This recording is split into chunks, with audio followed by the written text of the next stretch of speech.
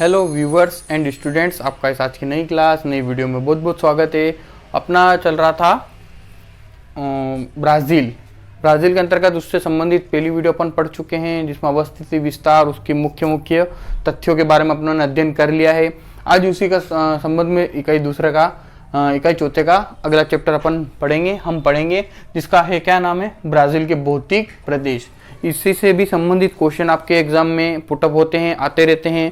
कोई ना कोई देश का जरूर भौतिक विभाग जरूर पूछता है। जिस तरह से अपनों ने अध्ययन किया था जापान का भौतिक स्वरूप, उसी तरह से फिर हमने अध्ययन किया था यूएसए का भौतिक स्वरूप। अब अपन अध्ययन कर रहे हैं ब्राज़ील का भौतिक स्वरूप बोल सकते हैं, विभाग बोल सकते हैं, ठीक है। यानी कि उसको कितने भौतिक विभागों में बांटा गया है। जैसे राजस्थान को 4 भौतिक विभागों में बांटा गया है और 6 और उसको इंडिया को 6 भौतिक विभागों में बांटा गया है। इसी तरह ब्राज़ील को कितने भूभागों में बांटा गया। भूभाग मतलब ये होते हैं कितने पर्वत है, कितने पठार है, कितने नदी बेसिन है, कितनी मैदानी भाग है, कितना स्थल भाग है, उसके आधार पर अलग अलग विभाजित किया जाता है। हर एक के देश को या हर एक भूखंड को अलग अलग रूप में विभाजित किया जाता है। तो हम देखते हैं, अगर आप ब्राज़ील का स्ट्रक्चर देखोगे तो मैं कहाँ पर स्थित है वो मैंने आपको बता दिया है। दक्षिण अमेरिका का सबसे बड़ा देश कौन सा है, ब्राज़ील। सबसे बड़ा कौन सा देश है, ब्राज़ील, ठीक है ना। दक्षिण अमेरिका की बात हो रही है। वो नीचे वाला मैप आपने अच्छे से पढ़ लिया होगा कुछ इस प्रकार का, और यहाँ पर स्थित है क्या, ब्राज़ील, ठीक है ना। वो वीडियो जिसने नहीं देखी वो आई बटन पर क्लिक करके उस वीडियो को जरूर देख ले। वो आपने नहीं पढ़ोगे या वो वीडियो आप नहीं समझोगे तब तक आपको ये वाला भौतिक स्वरूप उसका समझ नहीं आएगा। वैसे ब्राज़ील का भौतिक विभाग बहुत सरल है। सबसे कठिन कौन सा था, यूएसए का भौतिक विभाग, क्योंकि उसको बहुत 9 या 8 समथिंग भागों में बांटा गया था। जापान का भी सरल है, इतना कठिन नहीं क्योंकि वो छोटा एरिया है, ठीक है। तो अब अपन देखते हैं ब्राज़ील के भौतिक विभागों को कितने भागों में बांटा गया है। तो मैं आपको बता दूं, ब्राज़ील के भौतिक विभागों को 3 भागों में बांटा गया है, ठीक है। कितने भागों में बांटा गया है, 3 भागों में, सबसे कम ही है। तो इसको कौन कौन से भागों में बांटा गया है, तो पहला क्या है, तटीय प्रदेश। पहला का नाम क्या है, तटीय प्रदेश। दूसरा क्या है, ब्राज़ील का पठार। दूसरा क्या है, ब्राज़ील का पठार। और तीसरा है नदी बेसिन, ठीक है। तो कितने भागों में बांटा गया ब्राज़ील के भौतिक विभागों को, 3 भागों में। पहला कौन सा हो गया, तटीय प्रदेश। दूसरा कौन सा हो गया, ब्राज़ील का पठार। और तीसरा कौन सा हो गया, नदी बेसिन। अब आप बोलोगे सर इसमें से सबसे ज्यादा बड़ा भाग कौन सा है और 3 ही भागों में क्यों बांटा गया, क्योंकि इसमें इसकी भौगोलिक स्वरूप को देखते हुए इसके मुख्य 3 ही स्वरूप निकलते हैं। किसके, ब्राज़ील के। कितने स्वरूप निकलते हैं, भौतिक स्वरूप 3 निकलते हैं। ब्राज़ील का पठार जो कि सबसे बड़ा है, ब्राज़ील के भौतिक स्वरूप के अंतर्गत आने वाला सबसे बड़ा भूभाग कौन सा है, ब्राज़ील का पठार, क्योंकि इसकी पठारी भाग ज्यादा है। ब्राज़ील में पठारी भाग ज्यादा होने की वजह से ब्राज़ील का पठार सर्वाधिक क्षेत्रफल में फैला हुआ है। फिर है तटीय प्रदेश, फिर आता है नदी बेसिन। जो अमेजन नदी से संबंधित जितनी नदी हैं वो सब नदी बेसिन के अंतर्गत आती है। या तो वो अमेजन के अंतर्गत आने वाली ट्यूबिटरी हो सकती है, या उसकी ट्यूबिटरी की भी ट्यूबिटरी होती है। ट्यूबिटरी मतलब क्या होता है, उसकी सहायक नदी। जैसे अमेजन की सहायक नदी जो होगी उसकी भी सहायक नदी उसकी ट्यूबिटरी या सहायक नदी कहलाती है। तो नदियों से संबंधित तो नदी बेसिन के अंतर्गत आएगा। पठार से संबंधित ब्राज़ील के पठार के अंतर्गत आएगा। और तटीय प्रदेश मैंने आपको बताया था, यहाँ से यहाँ तक का जो भाग है वो तटीय प्रदेशों में आता है, जो कि अपन अभी इसका अध्ययन करेंगे। तो यानी मुख्य रूप से कितने भागों में बांटा गया, 3। ब्राज़ील का पठार, तटीय मैदान और तटीय प्रदेश और नदी बेसिन। तो इसका अब पहले का अध्ययन करते हैं अपन कि पहला भाग कौन सा है। इसको ज्यादा डीपली जाने से मतलब नहीं है, इसको लाइटली समझेंगे तो आपको बेहतर समझ आएगा, ठीक है। तो अपन पहला देखते हैं। अब हम देखेंगे पहला, यानी कि ब्राज़ील के भौतिक विभाग में पहला कौन सा हो गया, तटीय प्रदेश। तो कैप्सन रॉक से एक स्थान है, यहां से शुरू होता है। कैप्सन रॉक से रियो ग्रांडे डी सुल तक, यहां से यहां तक का, जैसे कि अगर मैं बता दूं आपको,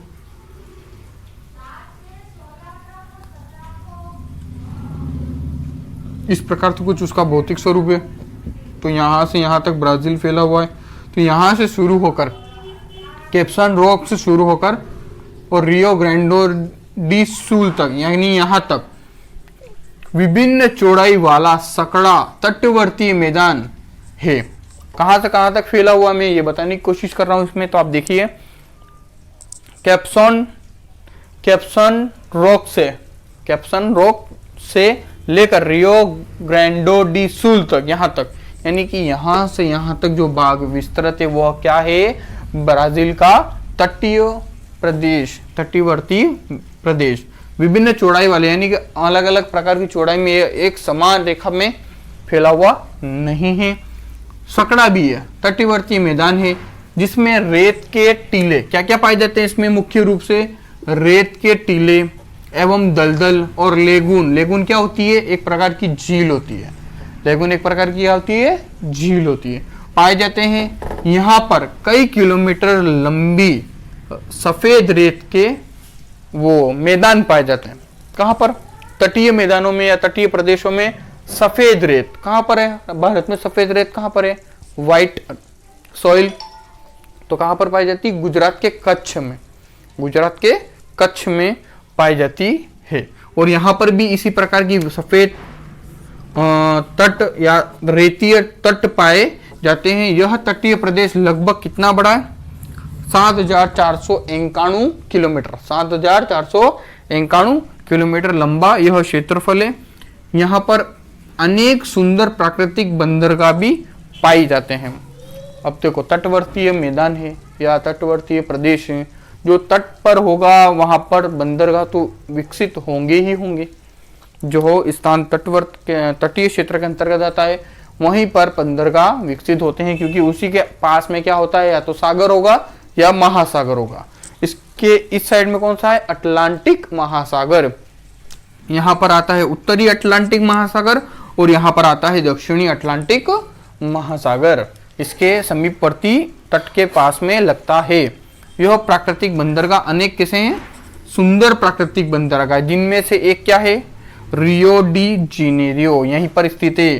जो इससे पूर्व पहले, अभी तो ब्राजील की राजधानी क्या है, ब्राजीलिया, ब्राजीलिया से पहले कौन सी इसकी राजधानी थी ब्राजील की, तो रियो डी जेनेरियो, यह इसकी राजधानी थी। और यह एक प्राकृतिक बंदरगाह भी है जो कि कैसा है, सुंदर।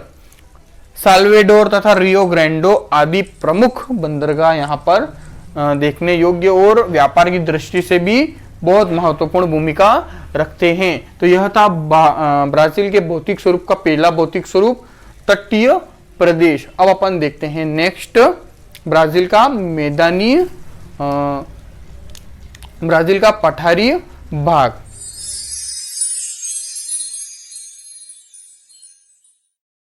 हाँ स्टूडेंट्स, अब अपन देखते हैं दूसरा इसका भौतिक भाग किसका, ब्राजील का, ब्राजील का पठार। दूसरा इसका क्या भाग है, ब्राजील का पठार। मैंने आपको पहले ही बता दिया कि इस भौतिक विभाग में, यानी ब्राजील के भौतिक विभाग में सबसे बड़ा भौतिक विभाग कौन सा है, ब्राजील का पठारी, इसका सबसे बड़ा भाग है। तो देखते हैं, ब्राजील का पठार ब्राजील के मध्यवर्ती पश्चिमी व दक्षिण पश्चिम भाग में विस्तारित है। अब आप देख लो, ब्राजील का पठार जो कि है कहाँ पर विस्तारित है, ब्राजील के मध्यवर्ती भाग यानी मिडल ब्राजील में, और पश्चिमी भाग में भी इधर से, जैसे कि आप देखोगे इसका पूरा नक्शा इस तरह से, तो जो ये नक्शा है इसके यहाँ पर से इस प्रकार से कुछ इस प्रकार फैला हुआ है, ठीक है। तो ये जो जितना भी मध्यवर्ती पूरा भाग दिख रहा है आपको, ये सभी क्या है, ब्राजील का पठार। और दक्षिण पश्चिम यहाँ पर भी फैला हुआ है, यहाँ पर भी फैला हुआ है, ठीक है ना। पूर्वी भाग में कम है, ये पूर्वी भाग में कम फैला हुआ है। जो इसकी राजधानी ब्राजीलिया, ब्राजील की राजधानी क्या है, ब्राजीलिया। ब्राजीलिया भी कहाँ पर स्थित है, ब्राजील के पठार के अंतर्गत ही आता है। बालू का पत्थर से निर्मित पठारी भाग को क्या कहा जाता है, चपाड़ा। देखो आपसे छोटे छोटे 2-2 नंबर के जो क्वेश्चन बनते हैं ना, वो इन्हीं के अंदर से पुटअप होते हैं, ठीक है। वो अलग से कोई बनाने की जरूरत नहीं पड़ती है कि चपाड़ा क्या है और कहाँ पर स्थित है। ये आपका 2 नंबर का क्वेश्चन बनता है तो आप क्या लिख सकते हैं, चपाड़ा एक प्रकार का बालू का पत्थर या बालू का शेल से निर्मित एक पठारी भाग है, जो कि ब्राजील के भौतिक विभाग ब्राजील के पठार के अंतर्गत आता है। यह इसका सीधा सा सिंपल सा आंसर होगा, ठीक है। तो आपको 2 में से 2 नंबर पूरे मिल जाएंगे। तो आपको ये याद रखना होगा कि चपाड़ा क्या होता है। मैं जब भी आपको बोलूँ कि ये 2 नंबर से संबंधित क्वेश्चन है तो आप क्या कीजिएगा कि उसका, जैसे चपाड़ा किसे कहते हैं ये लिखा और उसका आंसर अलग से लिख लिया करें। तो आपको अगली बार जब पेपर का रीडिंग करेंगे या इन नोट्स को आप पढ़ेंगे या वीडियो को आप देखेंगे तो आपको जहन में, दिमाग में रहे कि चपाड़ा क्या होता है और उससे संबंधित 2 नंबर का क्वेश्चन बन सकता है। यह चौपाड़ा अथवा पठारी भाग चारों ओर से किससे घिरा हुआ है? पर्वतों से घिरा हुआ है। जिन भागों में अपर्दन अधिक हुआ है वह भाग मेसा के पठार से नजर आते हैं। इसी भाग में यानी ब्राजील के पठार के अंतर्गत ही वह भाग जो कि ज्यादा अपर्दन यानी कट छट जाना अपर्दन हुआ है वह कैसे नजर आता है? मेसा के पठार सा नजर आता है। अब ये बात हुई इसकी बेसिक सी।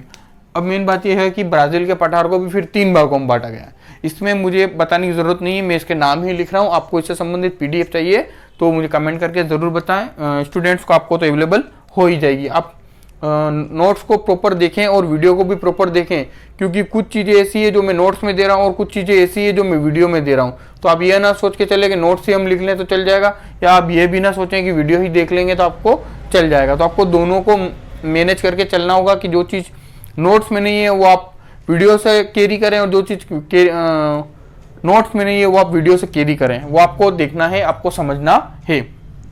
अब देखते हैं कि ब्राजील के पठार को कितने भागों में बांटा गया है। देखो, पहला बात तो ये हो गई कि ब्राजील के भौतिक विभाग में दूसरा विभाग कौन सा है? ब्राजील का पठार। ठीक है, अब उसके भी 3 भाग हैं। ब्राजील के पठार या ब्राजील का पठार जो है उसके भी 3 भागों में विभक्त किया गया है। पहला कौन सा है? ब्राजील का उच्च पठारी भाग। दूसरा कौन सा है? गायना का पठार। और तीसरा कौन सा है?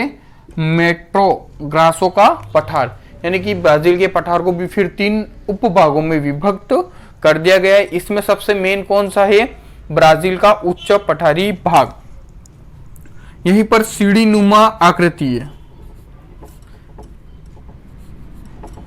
सीढ़ी नुमा आकृति का यह पठारी भाग है। सीढ़ी नुमा आप जानते हैं, कुछ इस प्रकार का पठारी भाग होता है, या जो पहाड़ी भाग होता है वो सीढ़ी नुमा जो खेती करने के लिए उपयोगी होता है। सीढ़ी नुमा खेत बना करके चाय की कृषि की जाती है। तो ब्राजील, देखो चाय से एक चीज याद आई है, एक और चीज बता देता हूँ। विश्व में सबसे ज्यादा कॉफी का उत्पादन कहाँ पर होता है? तो ब्राजील ही में होता है। पूरे विश्व संदर्भ में बात कर रहा हूँ, सबसे ज्यादा कॉफी कहाँ पर उत्पादित की जाती है? तो ब्राजील में की जाती है। वो उद्योगों में और कृषि फसलों में अपन उसका अध्ययन करेंगे, यहाँ पर याद आया तो फिर बता रहा हूँ। तो जो सीढ़ी नुमा आकृति का जो पठारी भाग है वही ब्राजील का उच्च पठारी भाग है। लगभग बहुत बड़ा क्षेत्रफल को घेरे हुए है। फिर आता है गायना का पठार। गायना का पठार कहाँ पर स्थित है? गायना और ब्राजील 2 देश हैं। गायना और ब्राजील के बीच में यह पठारी भाग स्थित है। यह भी, इसके दक्षिण में जो भाग है वह भी कैसा है? सीढ़ी नुमा है। और लास्ट में आता है मेट्रो गासो का पठार। यह भी मेट्रो गासो एक राज्य का नाम है। कहां पर? ब्राजील के अंतर्गत। मेट्रो गासो क्या है? एक राज्य है। किसका? ब्राजील का। उसी के अंतर्गत यह मेट्रो गासो का पठार स्थित है। केवल और केवल मेट्रो गासो राज्य के अंतर्गत आता है। तो यह 3 भागों में बांटा गया है। क्या? ब्राजील का पठार। पहला है ब्राजील का उच्च पठारी भाग, दूसरा है गायना का पठार और तीसरा है मेट्रो गासो का पठार। इस तरह से ये ब्राजील का पठार कंप्लीट होता है। अब देखते हैं लास्ट इसका पार्ट। अब देखते हैं तीसरा और आखिरी इसका भौतिक विभाग ब्राजील का, तो वो है नदी बेसिन। ब्राजील में कुल 12 नदी बेसिन पाए जाते हैं। अधिकतर विस्तृत भाग भी इसी में पाए जाते हैं। ब्राजील के अधिक विस्तृत भाग कौन सा है? नदी बेसिन। ये ब्राजील में कुल कितने नदी बेसिन है? ये बड़े बड़े नदी बेसिनों की बात हो रही, छोटे छोटे तो और भी हो सकते हैं। ठीक है, तो 12 बड़े, कुल 12 बड़े नदी बेसिन है। उन 12 का तो अपन जिक्र नहीं करेंगे, उनमें कुछ खास खास है 4, उनका अपन इसमें इस वीडियो में जिक्र करेंगे और उसको समझने की कोशिश करेंगे कौन सा क्या है। तो इसमें पहला कौन सा आता है? पराग्वे नदी बेसिन। पराग्वे, उराग्वे ये सब देश है दूसरे, दक्षिण अमेरिका के दूसरे देश कौन कौन से हैं? पराग्वे, उराग्वे, अर्जेंटीना, चिली वगैरह, ये सभी मैंने आपको पहली वाली वीडियो में बता दिए। तो पराग्वे भी एक वहीं का देश है जो कि किससे सीमा लगाता है? ब्राजील से। तो पराग्वे बेसिन, नदी बेसिन, यह कितना है? 19,52,000 वर्ग किलोमीटर क्षेत्र में फैला हुआ है। 19,52,000 वर्ग किलोमीटर क्षेत्र में फैला हुआ है। यह ब्राजील, अर्जेंटीना, पराग्वे व बोलिविया में विस्तारित है। देखो, ब्राजील, अर्जेंटीना, पराग्वे और बोलिविया, तो ये जो पूरा नदी बेसिन है ना, ये कौन सा? पराग्वे नदी बेसिन। यह 4 देशों में विभाजित है, यह बहता है। ब्राजील, अर्जेंटीना, पराग्वे और बोलिविया, ये सभी क्या है? दक्षिण अमेरिका के देश हैं। ठीक है, तो इतना लंबा विस्तार है इसका, इसलिए ये 19,52,000 वर्ग किलोमीटर क्षेत्र में फैला हुआ है। यह केवल और केवल ब्राजील की बात नहीं हो रही है, ऑल ओवर दक्षिण अमेरिका की बात हो रही है, जिसमें ये पराग्वे बेसिन, क्योंकि ये ब्राजील में भी आता है इसलिए इसको अपनों पढ़ना जरूरी हो जाता है। तो अब याद रखना ये 4 देशों में और इतना वर्ग किलोमीटर क्षेत्र में फैला हुआ है। अगला देखते हैं अरागुआओ टोकेंटिन बेसिन, थोड़ा नाम अजीब है, याद रखना पड़ेगा। अरागुआओ और टोकेंटो बेसिन, ये 2 नाम अलग अलग हैं और ये दोनों ही क्या हैं, नदियां हैं। कहाँ की, ब्राजील की। अरागुआओ और टोकेंटो ये दोनों नदी है और मिलके एक नदी बेसिन का निर्माण करती है, जिसका नाम क्या रख दिया गया है, अरागुआओ टोकेंटिन बेसिन। ये कितना बड़ा है, 96,07,059 वर्ग किलोमीटर क्षेत्र में फैला हुआ है। यह ब्राजील के कुल क्षेत्रफल का लगभग कितने प्रतिशत भाग पर फैला हुआ है, 10%। ये ब्राजील की बात हो रही है। ये दोनों नदी कहां पर स्थित है, ब्राजील में। इन दोनों नदी के बेसिन को क्या कहा जाता है, अरागुआओ टोकेंटिन बेसिन, जो कि इतने क्षेत्रफल में फैला हुआ। और यह ब्राजील का कुल कितना प्रतिशत भाग घेरे हुए है क्षेत्रफल के अनुसार, तो लगभग 10% भाग फैले हुए है, घेरे हुए है। और इसके बाद आता है तीसरा बेसिन, पराना बेसिन। यह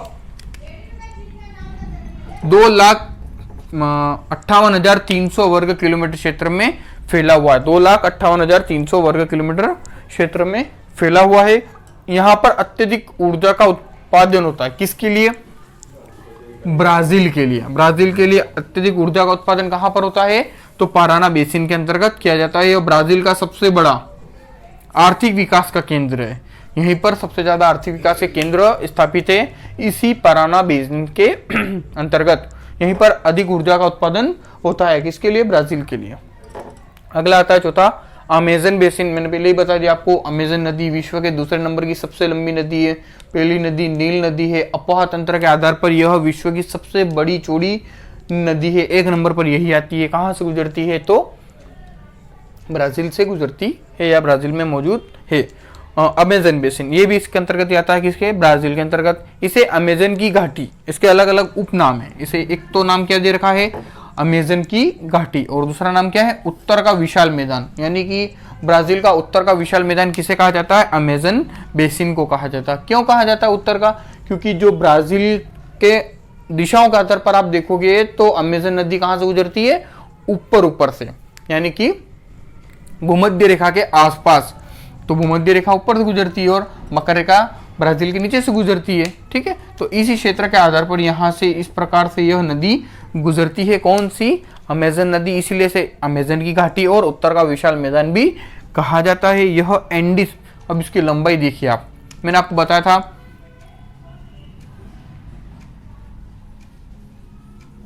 इस प्रकार से। तो जो यहाँ पर मौजूद है क्या है, चिली, एक मिर्ची नुमाई है। मैंने बताया था चिली का मतलब क्या होता है, मिर्ची। और मिर्ची की आकृति कैसी होती है, ऐसी खड़ी होती है। तो उसी आकार में कौन फैला हुआ, चिली। इस चिली में ही दुनिया की सबसे लंबी, देखो बात कर रहा हूं मैं लंबी, दुनिया की सबसे लंबी पर्वतमाला या पर्वत श्रृंखला कौन सी है, तो एंडीज। और उसके दूसरे नंबर पे कौन सी आती है, उत्तरी अमेरिका में जो अपन ने पढ़ी, रॉकीज। ठीक है ना, तो पहली कौन सी है, एंडीज। ठीक है, यह चिली राज्य में, चिली देश में स्थित है, जो कि ब्राजील के दक्षिण पश्चिम भाग में फैला हुआ है। और चिली की सीमा ब्राजील से नहीं लगती है, ये भी आपको बता देता हूँ। 2 ही ऐसे देश है जिनकी सीमा ब्राजील से नहीं लगती, उसमें से एक चिली भी है। तो एंडीज पर्वतमाला से अटलांटिक महासागर तक, तो ये तो हो गई आपकी चिली, एक पॉइंट ये रहा। और यहां से लेके यहां तक अटलांटिक महासागर तक, और यहाँ पर कौन सा है, अटलांटिक महासागर है, मैंने आपको बता दिया पहले ही। तो यहाँ से लेके यहाँ तक फैली हुई कौन सी, अमेजन बेसिन। तो एंडीज पर्वतमाला से अटलांटिक महासागर तक 3,200 किलोमीटर, वर्ग क्षेत्रफल नहीं बोल रहा हूँ, किलोमीटर लंबाई की बात कर रहे हैं।